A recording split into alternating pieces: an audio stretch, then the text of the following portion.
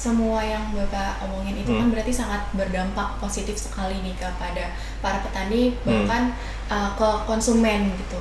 Nah, gimana sih Bapak menangani tantangan dalam mengadopsi teknologi ini, terutama di kalangan petani yang mungkin kurang familiar gitu dengan teknologi?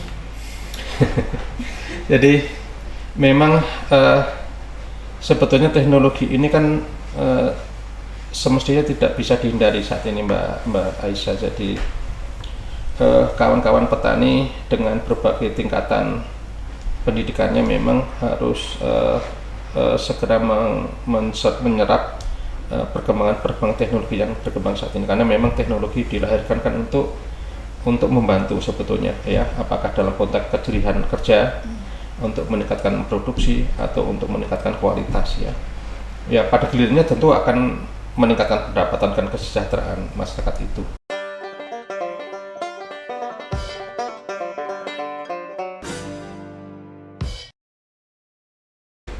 Hai, halo Tepers, selamat datang di podcast Edutainment Permatep.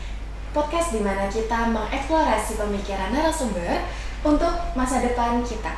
Saya Aisyah sebagai pembawa acara kali ini, dan hari ini kita memiliki tamu yang istimewa nih, yang telah membuat terobosan di bidang pertanian, khususnya teknologi pasca panen. Mari kita sambut Bapak Insinyur Sri Waluyo, STP, MSI, PhD, IPU. Selamat datang Bapak. Ya, selamat datang Aisyah. Ya, apa kabar Pak? Alhamdulillah baik, sehat. Gimana Aisyah? Ya, alhamdulillah sehat juga Pak. Okay. Untuk kesibukannya selain menjadi dosen jurusan teknik pertanian apa nih Pak? Ya, kalau sehari-hari ya sibukannya apa nih? Sibukannya seperti bapak-bapak biasa lah, ya, ngurusi keluarga, ngurusi anak. Ya, lebih banyak di kegiatan kampus akademik lah, ya, menyiapkan bahan ajar, kemudian mungkin menulis laporan kegiatan dan seterusnya. Oke, baik. Kan Bapak sudah menggeluti di bidang teknologi pasca panen ini sudah bertahun-tahun ya Pak. Apa sih yang awalnya menarik Bapak ke bidang ini, khususnya dalam konteks membawa hasil panen dari ladang ke meja konsumen? Ya, mungkin Bapak harus cerita awal mulanya masuk ke Unila, ya. Jadi cukup lama lah, sekitar tahun 1996. Mungkin Mbak Aisyah belum ada di sini, atau mungkin belum lahir, ya. Belum Pak. Jadi pada saat itu Unila membuka formasi untuk rekrutmen dosen. Saya baru saja selesai sekolah di Gajah Mada, kemudian melamar di sini dan syukur alhamdulillah diterima pada saat itu. Dan sesuai dengan program-program pimpinan pada saat itu, bahwa kekosongan dosen pada saat itu kan ada di pasca panen, ya. Karena di teknik pertanian itu hingga sampai sekarang kira-kira ada 3 bidang minat yang kita sebut. Ada bidang minat alat dan mesin pertanian, bidang rekayasa tanah dan konservasi air, ya, dan yang terakhir ada rekayasa bioproses dan pasca panen. Nah, pada saat itu kan kekosongannya ada di situ, ya, di bidang C, sehingga kami oleh pimpinan pada saat itu kan diarahkan ke sana. Maka kemudian selanjutnya riset-riset saya tentu mengarah kepada fokus kepada bidang pasca panen, ya, termasuk di riset S2 saya, S3 saya juga seperti itu. Nah, terkait dengan teknologi-teknologi barangkali yang kami tekuni sehingga kemudian bisa membantu kawan-kawan, katakanlah tadi apa, sampai di meja begitu, ya. Iya, Pak. Sebetulnya riset kami yang di teknik pertanian itu lebih pada bagaimana mendalami perilaku-perilaku bahan pangan, termasuk produk-produk pertanian, utamanya ditujukan untuk, ya, pertama meningkatkan kualitas, kemudian memperpanjang umur, mungkin juga rekayasa lain yang memungkinkan untuk meningkatkan nilai tambah dari produk itu. Jadi kira-kira demikian Mbak Aisyah ya, yang bisa saya sampaikan saat ini. Kalau didengar-dengar di pasca panen ini sangat banyak ya Pak, gimana caranya untuk ke meja konsumennya gitu. Pantesan Bapak tuh sangat tertarik gitu untuk bidang teknologi pasca panen. Nah, Bapak bisa ceritain nggak sih beberapa inovasi teknologi yang telah Bapak kembangkan selama ini untuk mendukung proses dari ladang ke meja konsumen, Pak? Yang mungkin barangkali perlu diketahui dan digarisbawahi oleh para pemirsa dan kawan-kawan mahasiswa, bahwa teknik pertanian ini itu kan menangani produk pertanian. Nah, produk pertanian ini memiliki sifat masih hidup. Artinya apa? Bahwa produk pangan, produk pertanian yang sudah dipanen itu masih melakukan metabolisme yang memungkinkan produk-produk itu sebagai fungsi waktu itu akan meluruh atau menuju pada kerusakan. Nah, maka dengan pendekatan rekayasa, bagaimana kemudian produk pertanian atau bahan pangan yang kita tangani itu, sekali lagi tadi saya sampaikan, memiliki usia atau masa layak konsumsinya lebih panjang. Pengalaman apa yang sudah pernah kami lakukan, misalnya begini Mbak Aisyah. Jadi pada tahun awal-awal saya masuk di Lampung ini, kebetulan Bapak ini kan suka makan tahu dan tempe gitu ya. Tahu tempe itu kan dibuat dari bahannya kedelai. Nah, dalam proses itu kedelai ini kan harus dikupas dari kulit arinya. Saya melihat ini di Bandar Lampung ada suatu sentra industri tahu tempe pada saat itu ya. Dan melihat prosesnya itu, mohon maaf ya, untuk mengelupas itu masih manual dengan cara diinjak-injak. Nah, ini dalam cara pandang kami sebagai akademisi, tentu dari sisi higienitas kami atau kita pertanyakan, termasuk dari sisi kelayakan ya, karena ini bahan pangan diinjak-injak, kira-kira demikian. Nah, maka apa yang kami lakukan pada saat itu adalah melakukan riset bagaimana melakukan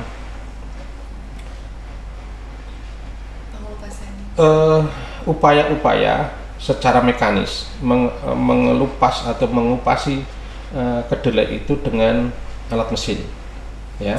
Nah, melalui penelitian mahasiswa, kemudian tahun berikutnya kita produksi jenis alat itu dan kita terapkan kepada industri yang ada di sentra industri tahu dan tempe ya di Bandar Lampung saat itu.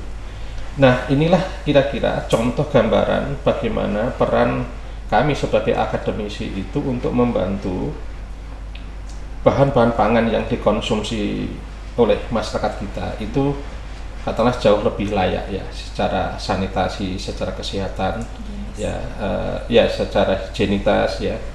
Jadi maka dengan demikian juga membantu taraf hidup kesehatan masyarakat. Yang kedua, kami punya pengalaman ini Mbak Aisyah, yang berikutnya itu di daerah pesisir nih ya, ada di Kabupaten Lampung Timur sana. Kami ketemu dengan UKM ya, industri kecil yang bergerak di sektor pengasapan ikan.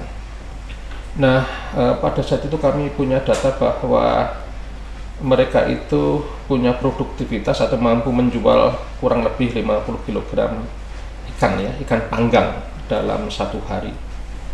Nah, kami lihat kok penampilannya kurang menarik. Apa? Karena asap atau jelaganya dengan mewarnai dari ikan yang diasapkan. Nah, ini menurut cara pandang kami ini juga akan berbahaya karena ada karsinogen yang barangkali nanti bisa membuat taraf kesehatan masyarakatnya bisa kurang baik. Oleh karena itu, pada saat itu kami mencoba menawarkan teknologi adalah pengasap hemat energi.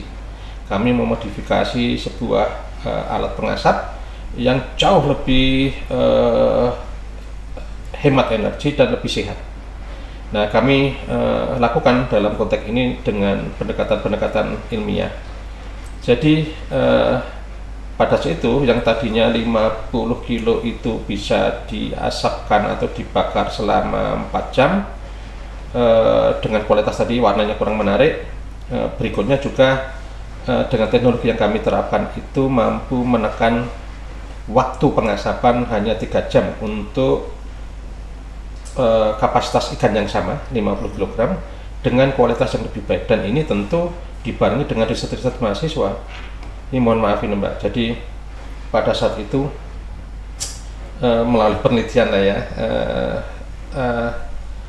kualitas ikan asapnya belum terlalu bagus, ada beberapa kandungan yang berbahaya ya, ada E. coli-nya ya, yang melebihi batas kepantasan untuk dikonsumsi. Tetapi kemudian dengan cara-cara pendekatan yang lain, bagaimana berproses sebelum dipanggang itu dibersihkan dengan air yang bersih begitu ya. Nah akhirnya kami dapat membantu UKM ini menjual produk ikan asapnya jauh lebih sehat dan aman untuk masyarakat. Maka demikian teknologi yang kami terapkan itu mudah-mudahan mampu membantu sekali lagi menurunkan atau meningkatkan taraf hidup dan taraf kesehatan masyarakat. Ya. Saya kira kesana Mbak Aisyah. Oke, kan udah banyak banget ya Pak inovasi Bapak buat teknologi pasca panen gitu ke masyarakat. Yang paling mengesankan buat Bapak tuh apa sih? Mengesankan dalam arti apa nih? Pengalaman? Iya, pengalaman yang sangat mengesankan. Ya, sebetulnya kalau menjadi dosen kan kalau itu sebagai profesi semua aktivitasnya menyenangkan. Saya ketemu dengan mahasiswa, kemudian menyampaikan beberapa pengetahuan atau ilmu yang saya miliki, itu menyenangkan buat saya. Termasuk yang juga menyenangkan adalah bagaimana melakukan difusi teknologi yang juga sebagian sudah saya sampaikan tadi. Pengalaman yang juga barangkali menarik, mungkin bisa saya sebut bagaimana kami mendifusikan teknologi budidaya udang faname yang ada sekali lagi ada di wilayah Lampung Timur. Jadi itu kurang lebih kita mulai pada tahun 2013 ya, 2013, 2015. Jadi 2013 itu kami punya kegiatan yang didanai oleh kementerian pada saat itu melalui program Highlink. Highlink itu adalah Higher Education and Industry Link, ya, kerjasama dengan pemerintah Kabupaten Lampung Timur. Karena apa? Pada saat itu adalah di Kabupaten Lampung Timur, khususnya di wilayah Pasir Sakti dan sekitarnya, ya, Kecamatan Pasir Sakti itu adalah teman-teman yang bergerak di sektor perudangan, ya.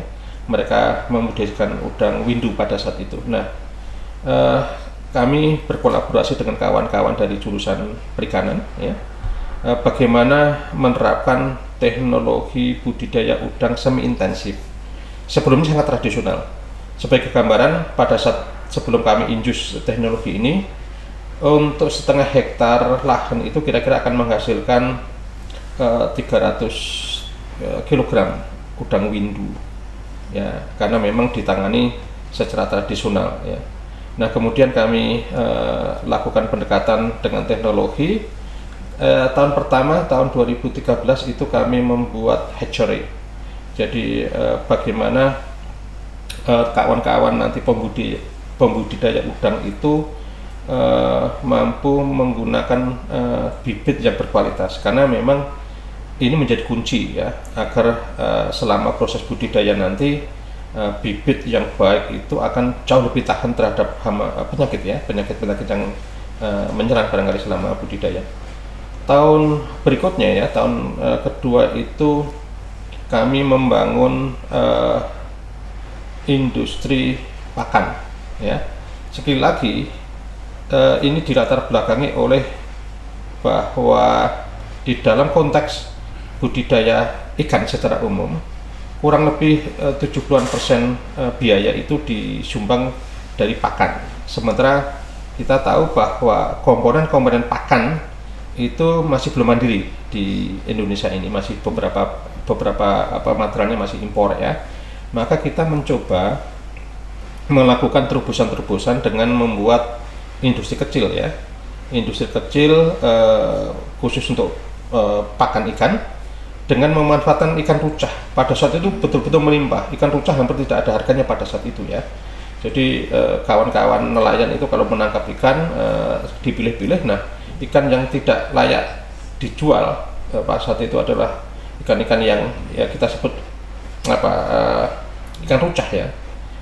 Itu kemudian buang kembali. Nah, ini sementara teman-teman perikanan kan melakukan penelitian baik itu masih mengandung unsur-unsur protein yang barangkali bisa dimanfaatkan untuk bahan baku pakan. Nah, ini yang kemudian kita edukasikan, kita terapkan kepada masyarakat di sana. Kita membuat pabrik pakan dengan kapasitas 100 kg per jam pada saat itu ya. Nah, baru kemudian tahun ketiga ini merambah ke aspek budidayanya ya, yaitu mengenalkan teknologi budidaya udang semi intensif di awal-awal tahun 2015. Nah, ini kebetulan pada awal-awal itu hanya 8 titik ya, 8 petak gitu ya, bekerja sama dengan kelompok-kelompok tani yang ada di sana. Nah, kalau Anda Mbak Aisyah sempat main ke wilayah Pasir Sakti dan sekitarnya, teknologi ini sekarang sudah berkembang menjadi wilayah, bukan lagi kelompok-kelompok tertentu, kelompok nelayan tertentu ya. Jadi sudah menjadi kawasan. Nah, ini barangkali salah satu dharma pengabdian, dharma sebagai seorang akademisi yang turut menyumbangkan iptek yang kita miliki kepada masyarakat, dan alhamdulillah sekarang banyak diadopsi oleh kawan-kawan masyarakat di sana dan sekitarnya. Saya kira itu barangkali capaian yang tadi kalau Mbak Aisyah menanyakan titik kepuasannya di mana, yaitu kalau teknologi kita, ilmu kita oleh mahasiswa diterima dengan baik dan dimanfaatkan untuk kehidupan dia, dan iptek yang kemudian tadi diserap dan digunakan oleh masyarakat untuk meningkatkan taraf hidup mereka. Ini kepuasan kami sebagai seorang akademisi. Kan dari semua yang Bapak omongin itu kan berarti sangat berdampak positif sekali nih kepada para petani, bahkan ke konsumen gitu. Nah, gimana sih Bapak menangani tantangan dalam mengadopsi teknologi ini, terutama di kalangan petani yang mungkin kurang familiar gitu dengan teknologi?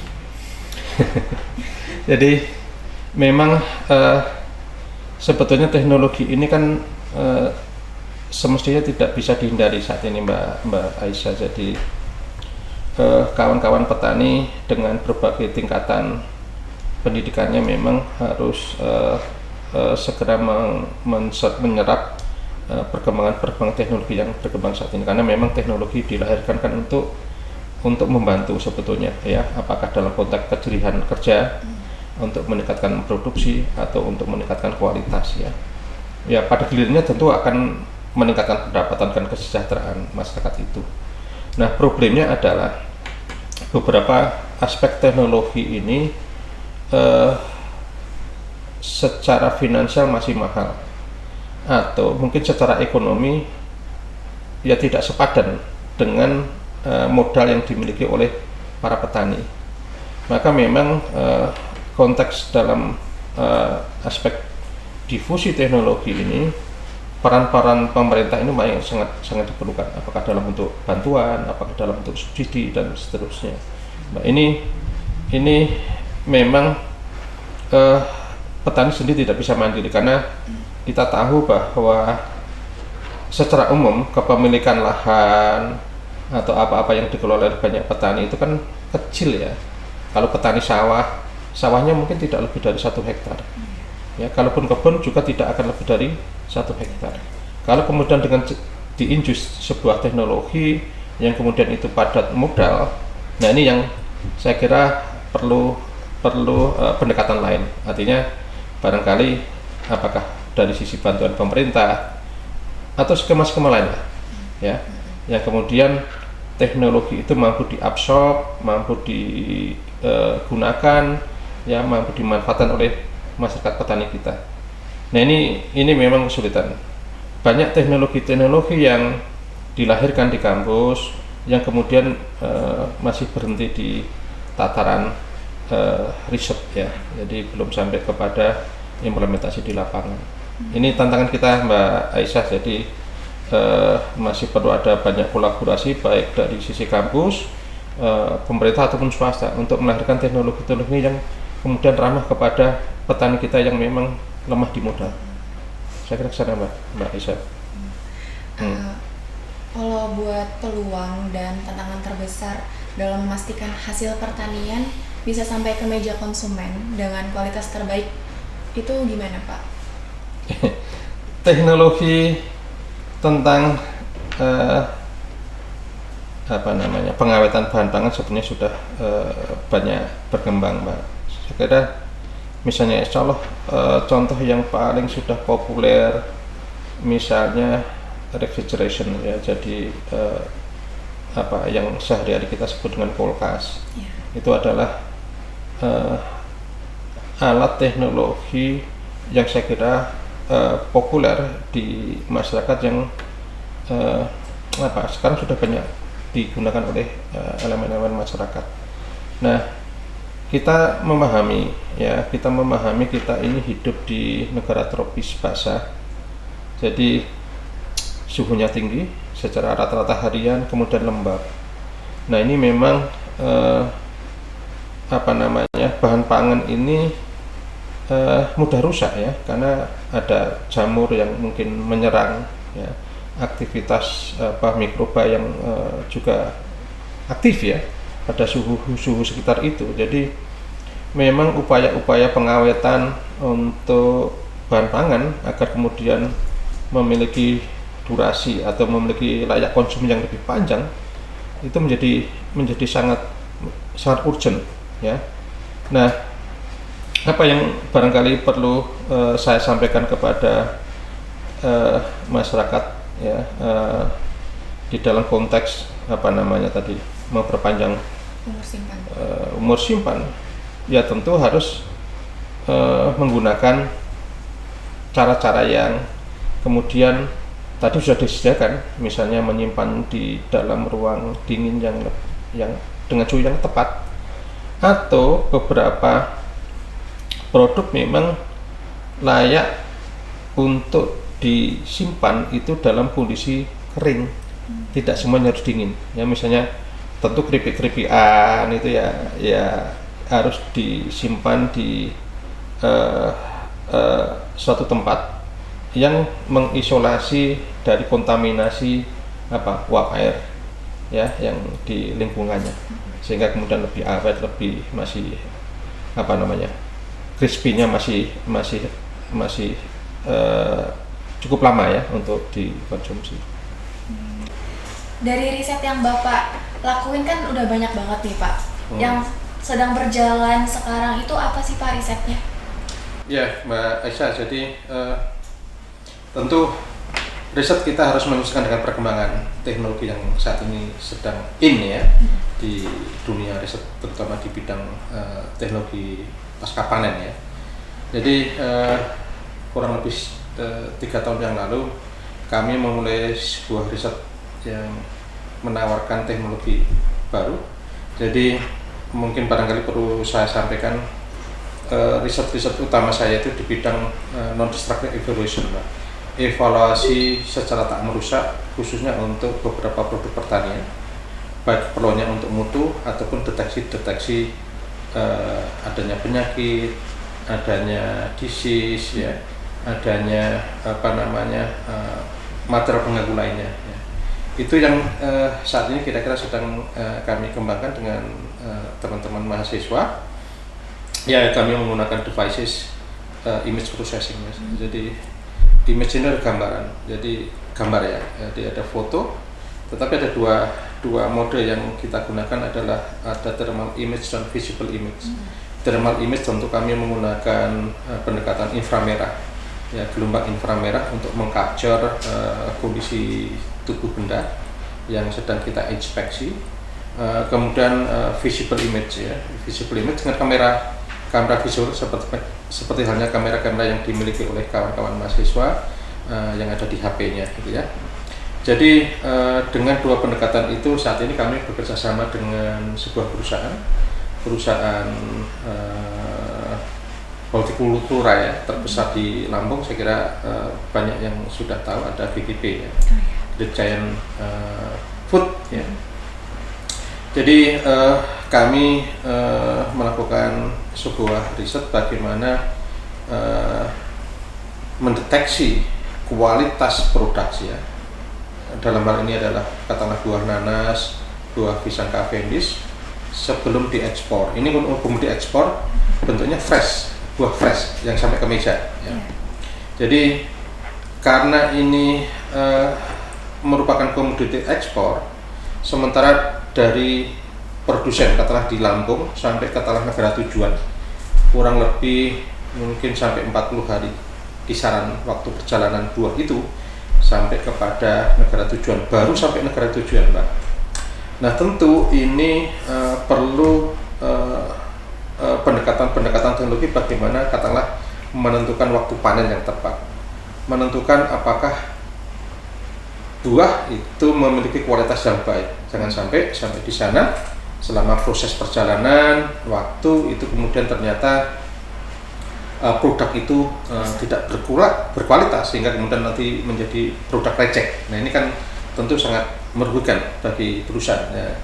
Maka kita kembangkan sebuah teknologi tidak merusak ya, dengan tadi thermal image dan visible image.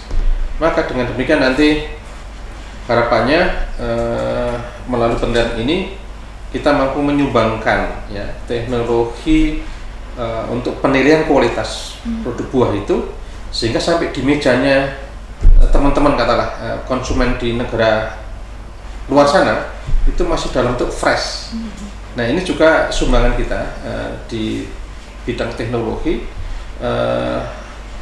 tadi sebagaimana tema Anda, bagaimana menyiapkan atau sumbangan teknologi menyiapkan produk itu sampai ke meja.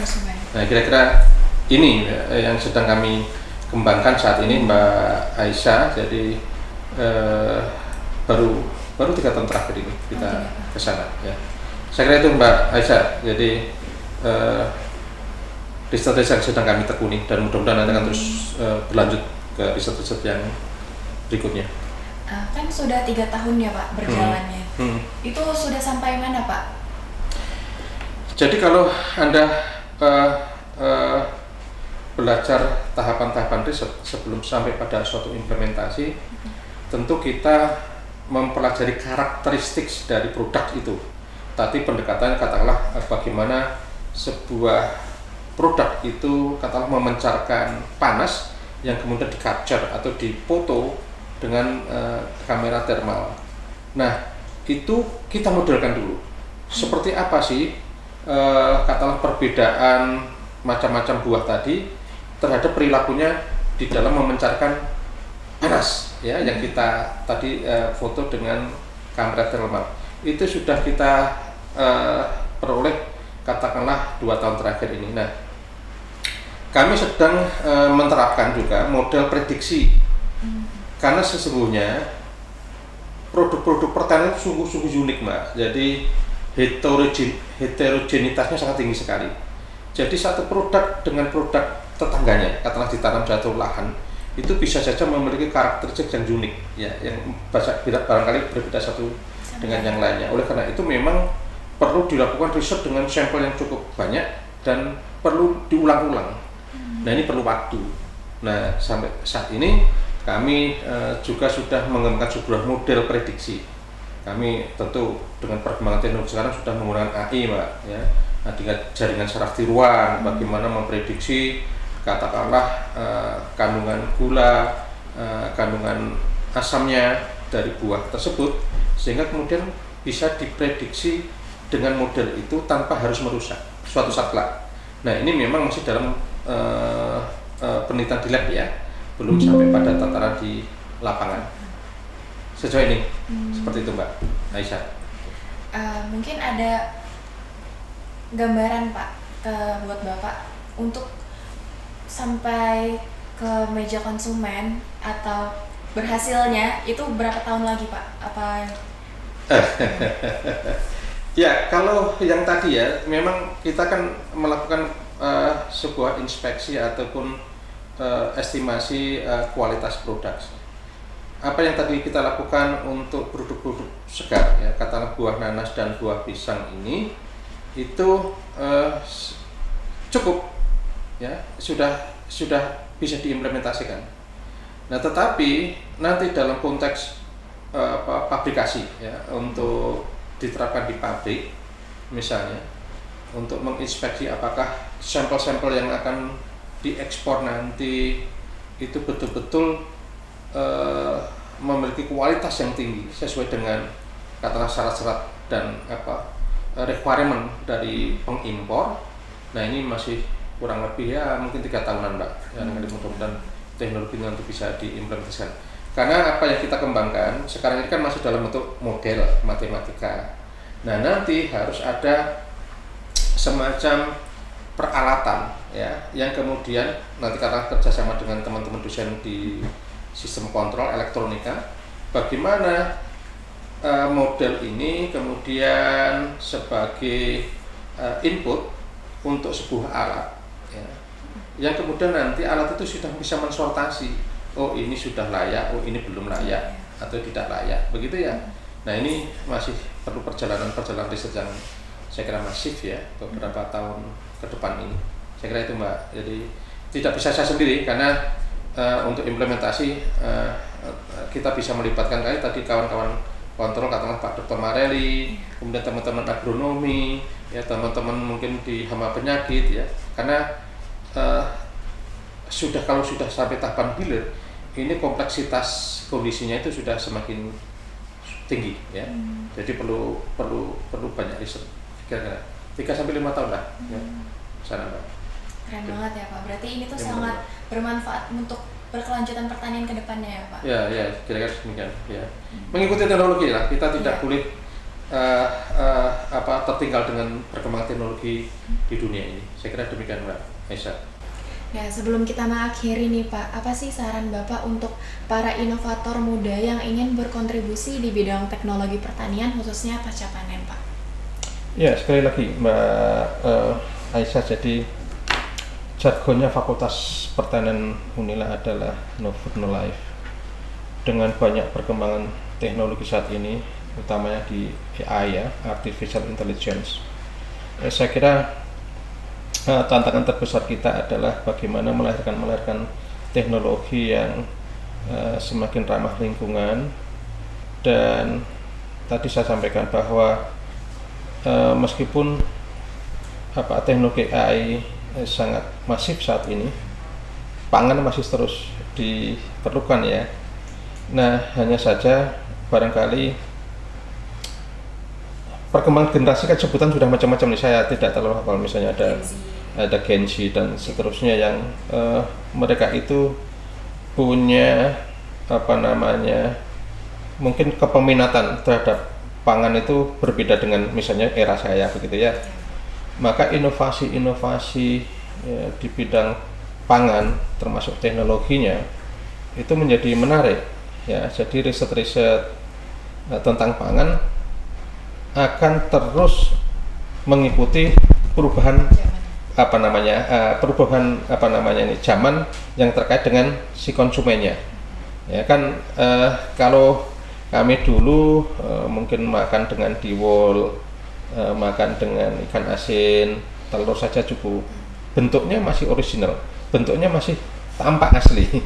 Tapi mungkin dengan material yang sama, saya nggak tahu nih, Anda termasuk generasi yang kekinian, mungkin punya preferensi yang berbeda dengan kami, termasuk karena tingkat kesejahteraan dan edukasi sudah semakin bagus, sehingga varian peminatan jenis makanan pun juga berkembang saat ini. Nah, ini saya kira tantangan untuk generasi muda untuk terus mengembangkan diri. Riset-riset di bidang pangan saya kira masih sangat terus terbuka, dan sekali lagi itu sangat dinamik, dan insya Allah dengan perkembangan teknologi AI, ya, itu akan terus eksis sepanjang manusia masih memerlukan pangan, maka itu akan terus laku ya, dan diperlukan untuk mempertahankan kehidupan sebagaimana jargonnya Fakultas Pertanian. Saya kira demikian, Mbak Aisyah. Saran yang sangat inspiratif ya Pak untuk generasi kita yang Gen Z yang masih belum melek akan pertanian atau pangan gitu. Terima kasih banyak ya Pak telah berbagi dengan kami untuk hari ini. Dan terima kasih kepada pendengar yang telah menyimak episode kali ini dari podcast Edutainment Permatep. Nantikan percakapan lainnya dengan pemikiran-pemikiran yang membentuk masa depan kita. Sampai jumpa. Terima kasih Mbak Aisyah. Terima kasih Pak.